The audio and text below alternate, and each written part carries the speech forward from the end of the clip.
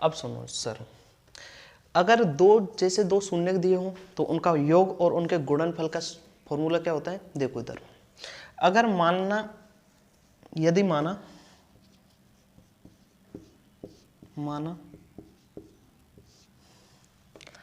किसी बहुपद के दो शून्यक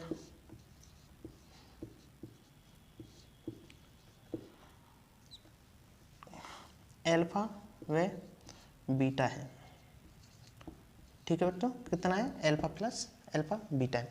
तो शून्यकों का योग क्या होगा? देखो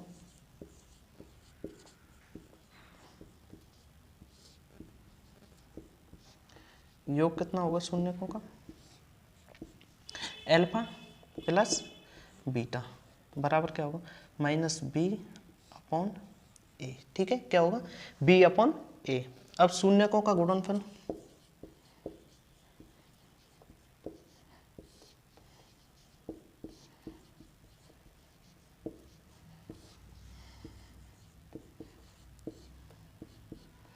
अल्फा बीटा बराबर सी अपॉन ए, ठीक है, क्या होगा?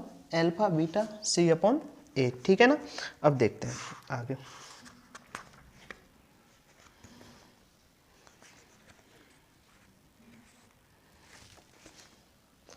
ठीक है। अब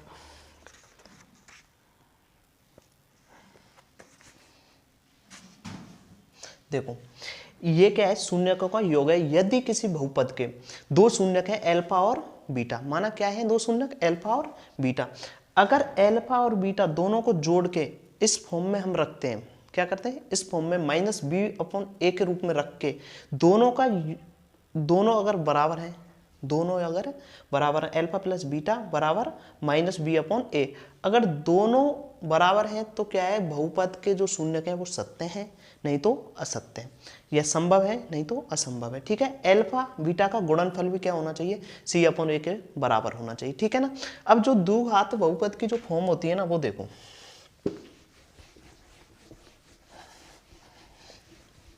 इधर, द्विघात बहुपद की फॉर्म देखो। द्विघात बहुपद को जो लिखते हैं ना, बहुपद का रूप, ठीक है बच्चों, क्या होता है? A x square plus B x plus C is equal to 0, ये होता है, क्या होता है? द्विघात बहुपद की फॉर्म होती है। क्या होता है? ये द्विघात बहुपद की फॉर्म होती है। अब देखो a x square plus B x plus c, मान लो अगर ए 0 हो जाए, जहां a not is equal to 0, a 0 के बराबर नहीं है। यदि मान लो ए 0 हो गया तो क्या हो गई? x की अधिकतम घात कितनी हो गई? 1, और फिर क्या बन गया? रैखिक बहुपद। कौन सा बहुपद बन गया? रैखिक बहुपद। तो a का मान 0 नहीं होना चाहिए, चाहे b का मान 0 हो जाओ, चाहे c का मान 0 हो जाए, ठीक है ना। तो a का मान क्या नहीं होना चाहिए? 0, ठीक है। अब अगले क्वेश्चन की तैयारी करते हैं, क्वेश्चन नंबर 1, ठीक है। ये आपका इसके चैप्टर के बारे में बेसिक हो गया, और इसको आगे देखो। अब इसके क्वेश्चन करते हैं, ठीक है। फर्स्ट क्वेश्चन क्या है? फर्स्ट देखो इधर, क्वेश्चन फर्स्ट क्या कह रहा है? क्वेश्चन फर्स्ट ध्यान से सुनना।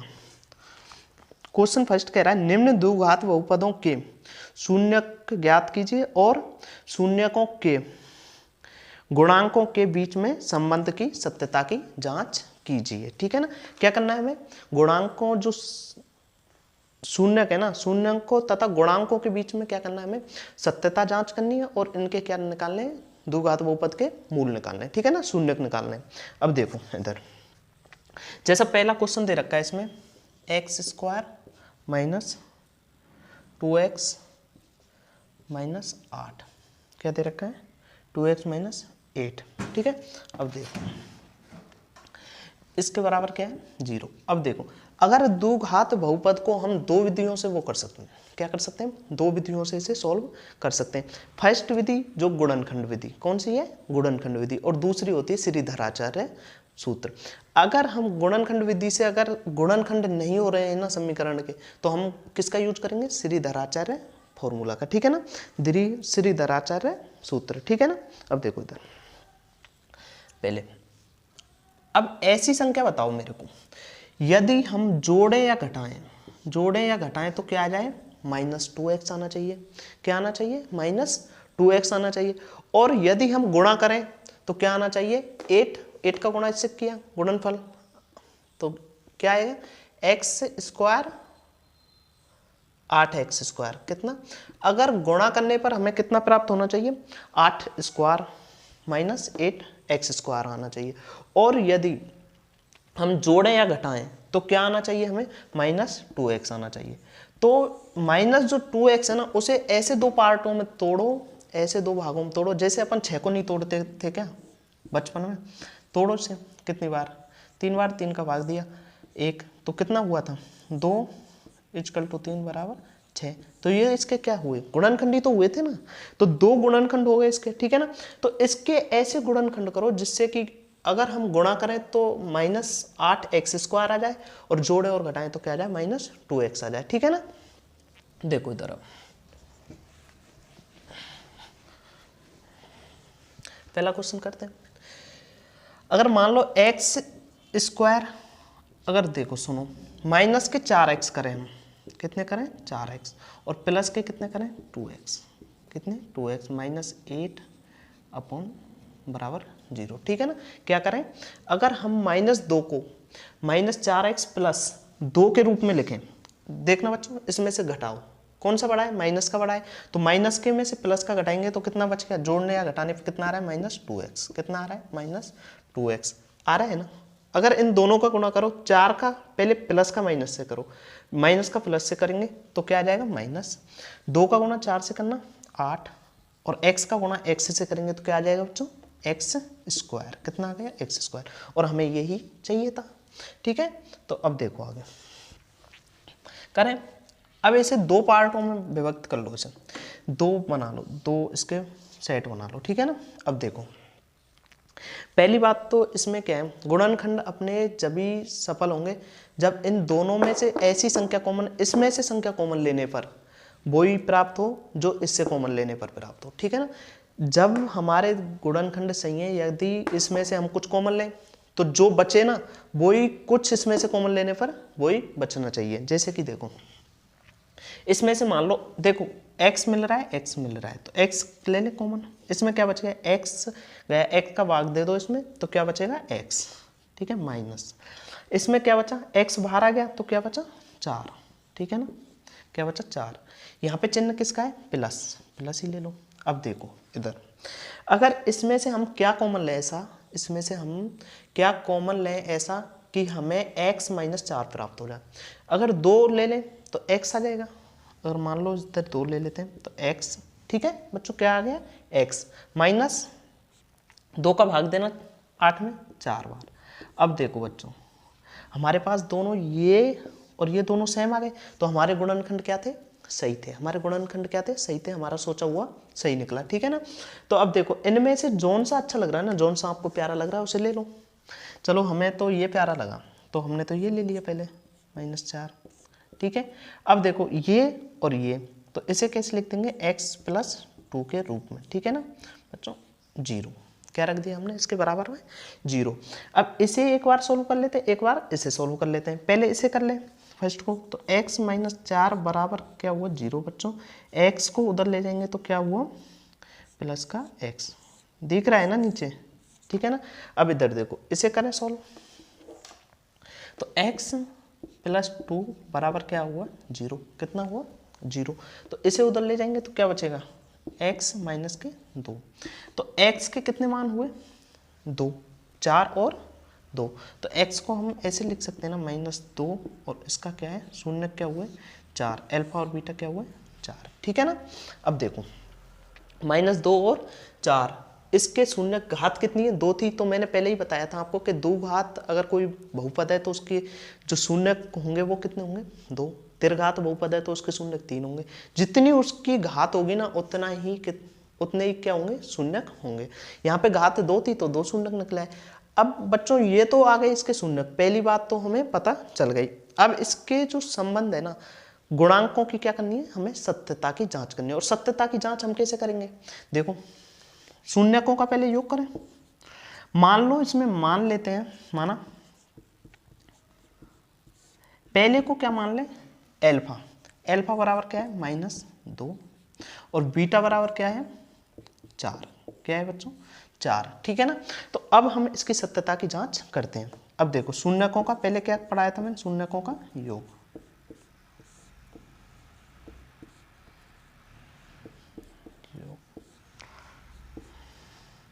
कितना हुआ था शून्यकों का योग, हुआ था एल्फा प्लस बीटा बराबर -b/a। अब देखो बच्चों, मैंने एक द्विघात बहुपद की फॉर्म बताई थी आपको, बताई थी ना, ax² plus bx plus c।